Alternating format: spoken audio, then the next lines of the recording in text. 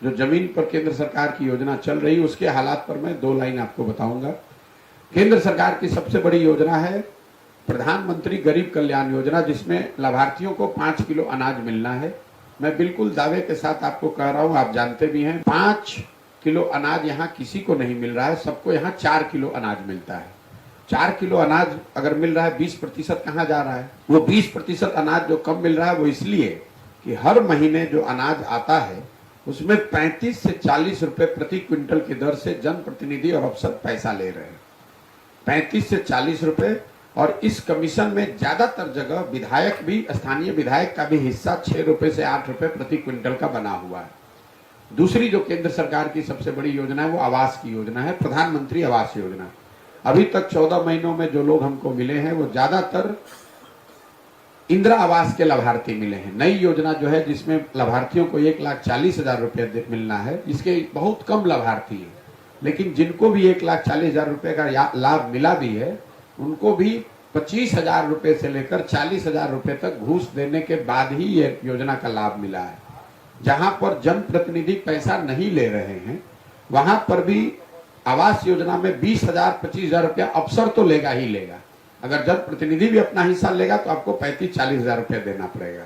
तीसरी जो सबसे बड़ी योजना है वो स्वच्छ भारत अभियान के तहत जो शौचालय बनाए गए हैं, 4,000 गांव में जाने के बाद मैं आपको विश्वास से बता सकता हूं कि बिहार में 2/3 से ज्यादा गांवों में खुले में शौच आज भी जीवन की सच्चाई है। हुआ यह है कि शौचालय बनाते समय 2,000 रुपए प्रति लाभार्थी प्रति शौचालय अफसरों ने पैसा लिया। एक ही आदमी को एक ही शौचालय के नाम पर 10 लोगों को पैसा दे दिया गया। शौचालय न बनाए गए, न उसका कोई उपयोग कर रहा है। जनप्रतिनिधि और अफसरों ने मिलकर ओडीएफ के सर्टिफिकेट जारी कर दिए। चौथी जो बड़ी योजना जिसके लिए मैं सबसे ज्यादा आश्चर्यचकित हूं वो है मनरेगा का जमीन पर न होना। मैंने जब चलना शुरू किया था तो मेरा अंदाजा था कि मनरेगा, चूंकि यहाँ पलायन बहुत है, गरीबी बहुत है, भूमिहीन लोग बहुत हैं, तो मनरेगा के काम मुझे दिखेंगे। अभी तक 4,000 गांव में मुझे कोई मनरेगा का सक्रिय काम नहीं दिखा है।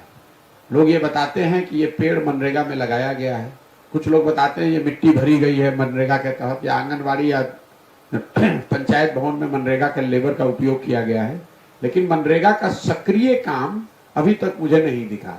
फिर मैंने अगर आंकड़ों में इसको देखा, भाई क्या बात है, तो पता चला जैसे पिछले साल, पिछले वित्तीय वर्ष में बिहार सरकार का मनरेगा का यूटिलाइजेशन है 39%। मतलब अगर 100 रुपया हम लोग मनरेगा का बजट दिल्ली से ला सकते थे तो हम लोग अपनी लापरवाही की वजह से सिर्फ 40 रुपया ही लेकर आए। और जो 40 रुपया आया, मनरेगा में पीसी का दर सभी योजनाओं से ज्यादा करीब करीब 40% है। तो 100 रुपया में 60 रुपया आया ही नहीं, जो 40 रुपया आया उसमें 40%, मतलब 16 से 20 रुपया घूस चला गया। जमीन पर 20 से 25 रुपया ही पहुंचा है।